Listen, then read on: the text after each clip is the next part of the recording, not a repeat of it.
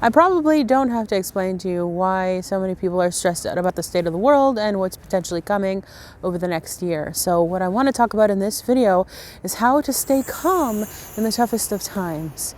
I actually wanted to call this video How to Have Faith in the Toughest of Times, but I was concerned that people would take that as some sort of a religious context, but that's not what we're talking about here. When I say faith, I mean to have the absence of fear. When you hope that something's going to go well, it means that you have doubt that maybe it's not going to go well. But when you have true faith, it means I know that it's going to go well. I have faith that it's going to go well. The way that we tend to use the word faith is not what that word faith really means. We've given it a new definition where we associate it with I believe in something that I've been told unquestioningly. But the true meaning of faith is knowing from a feeling within. It's a choice that we make to know that something is going to be okay. And if you understand that we create our reality, then you also know that if you believe within yourself that something is going to be okay, then you're actually manifesting that into your reality. And the opposite is true as well. If you dive into your fears and if you start to question things or believe that they're going to go poorly, then you're going to draw that into your reality as well. The goal here is not just to stay calm for our own mental health, but to truly have faith and to know that things are going to be okay, even when the outside world is showing you that, no, they're going to go terribly. I want you to be able to go within and know that even though things around you, things outside of you look like they're going to be real bad, that you know on the inside of you that things are going to be okay. That is what I'm talking about having faith. And when you can get into that state, that is when your reality becomes that. Your reality becomes okay no matter what the outside world looks like. The problem with this concept is that it's a choice. It's always a choice. So no matter how well I explain this to you, you're still going to get to choose what you focus on. And so some people are going to watch this and they're going to scoff at it and they're going to think, oh, just because I believe something doesn't make it true. Look, everything's crappy. I keep thinking all these happy thoughts. I keep wanting things to go well. I keep meditating and then things in the outside world just keep going to crap. So they don't believe, and then they shift their belief to go into that direction. It's a snowball. They see something negative on the outside of them. They focus on that and they choose that that is reality. And then that belief that that negative thing is reality attracts more of those negative things and more, and they snowball and snowball and snowball. And I'm going to explain this to you in a different way with a personal story so that you don't think that I'm blaming the victim here. Because sometimes no matter what we do, bad things happen. Stuff's going to happen. Stuff happens in life. Bad things happen. Painful things happen. Scary things happen. We lose things, we lose people, things happen. No matter how much positive thinking you do or how much meditating you do or planning you do, that's never going to stop stuff from happening. Stuff just happens. So all we can really do is learn how to deal with those situations as they come. Because when we don't know how to deal with them, that's when things get out of control emotionally, psychologically, and then even physically, because if our emotions and psychology gets out of whack, let's say, then our decisions are not so great. So if we can keep our mentality together, if we can keep our emotions together and our psychology together, then our actions will follow suit as well, and we'll make better choices. The two golden rules are trust and gratitude. Trust that things will work out, or that you will be able to find a solution, or you'll figure it out. And gratitude for all the blessings in the moment. Looking at a situation from the cup half full perspective instead of the cup half empty.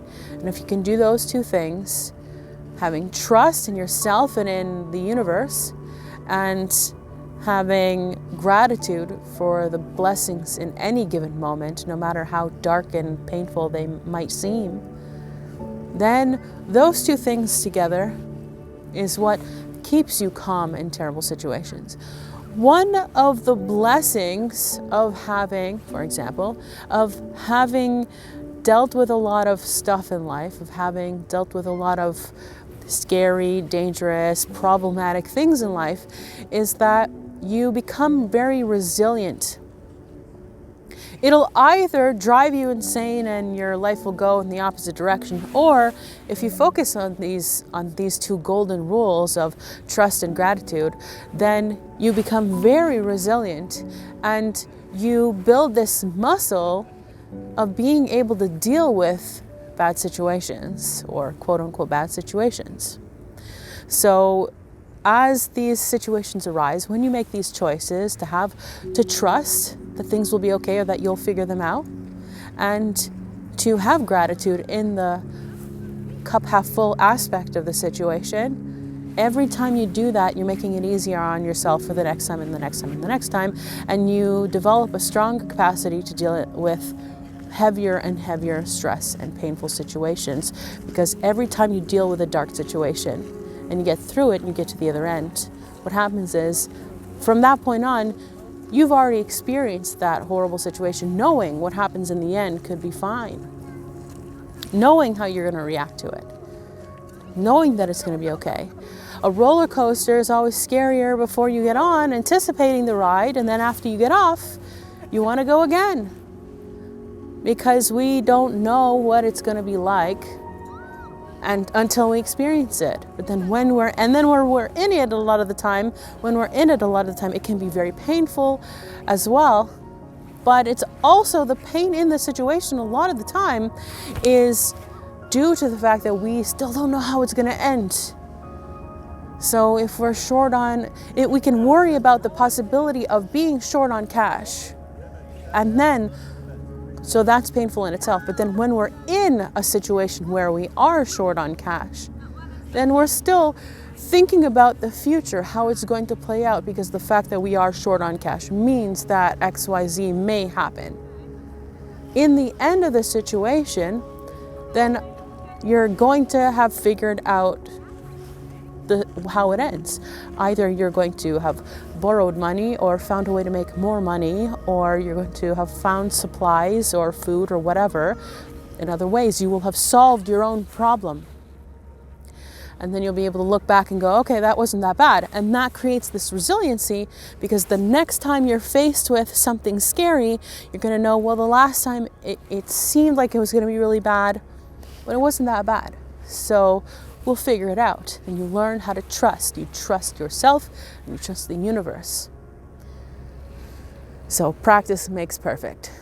So it can be harder for people who have actually had less painful and scary situations in their lives, because they're still not quite sure how it's going to play out or how they're going to handle the situation. So all this to say that, as a person myself who has dealt with some very scary situations where just, like on the verge of homelessness and, all those terrible things I won't get into in this video because it'll derail it a little bit, but I was blessed to have learned that I have the capacity to figure it out. So now when I'm in a situation, I take a breath and I remember that I will figure it out. And if I don't figure it out, then as long as I can have faith that it will be okay, that things will fall into place and the universe will provide, and it will be okay. When it's not okay, it's generally because we are in a state of fear and a state of not trusting and a state of paranoia. We're so drenched in fear that we're just clinging and grabbing and making bad decisions. In those situations when we're in a state of fear, choosing that direction, choosing to focus on the fear, choosing to focus on the cup is half empty, then what starts to happen is our emotions are getting out of sync, our psychology is getting out of sync, and we start making bad decisions. As long as we can stay calm and focus,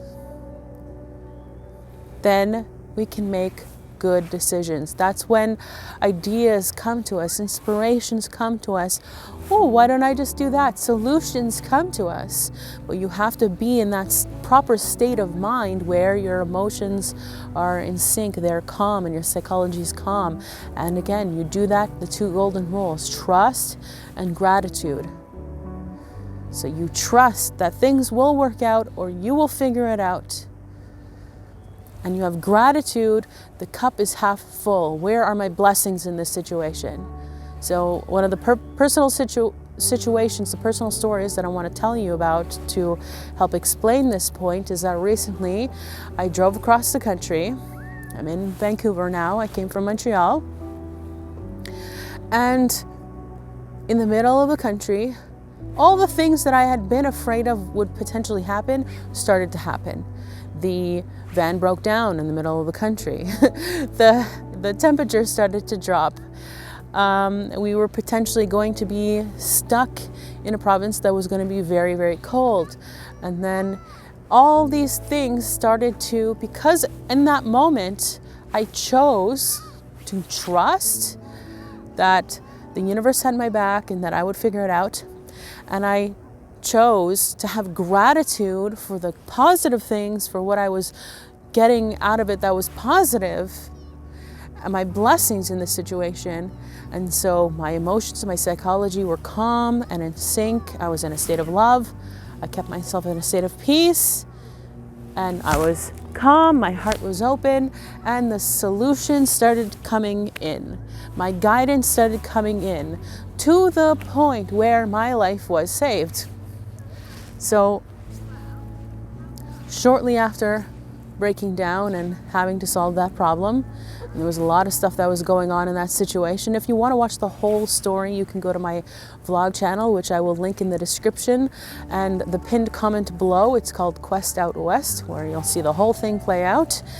But after that point, after those issues were solved, and then I ended up finally getting to Vancouver, my guidance system, because I was in that state and I was connected and I was in sync and I was calm, I had faith. My guidance system guided me to not stay in any of the 3 towns that I was sure that I was going to stay in. I had even told people in Manitoba that this was the town I was going to stay in. But my guidance system told me to keep going. And I didn't know why at the time. And maybe 12 hours later, I found out that those towns that I was going to stay in got flooded out hours after I drove through them. They got flooded out to the point where the roads were destroyed. And even to this day, they're still trying to fix them, and they can't use those roads to get in or out. So I was very, very literally, possibly, well, you know, we don't really know how things would have played out, but quite possibly, very literally saved by staying calm, by staying connected, and by keeping faith. So in the moment, we need to stay calm and connected to persevere through that dark situation. And then always focus on the positive, on the blessings, on the cup half full, so that we don't drag more negativity and painful situations into our reality. Things happen in life. Things were happening in the world around me, but I didn't experience them the negative way that I could have, because I followed these golden rules. I hope this helped. Please like and subscribe. And if you want a session one-on-one, I'll link that in the description and in the pinned comment. Thank you very much.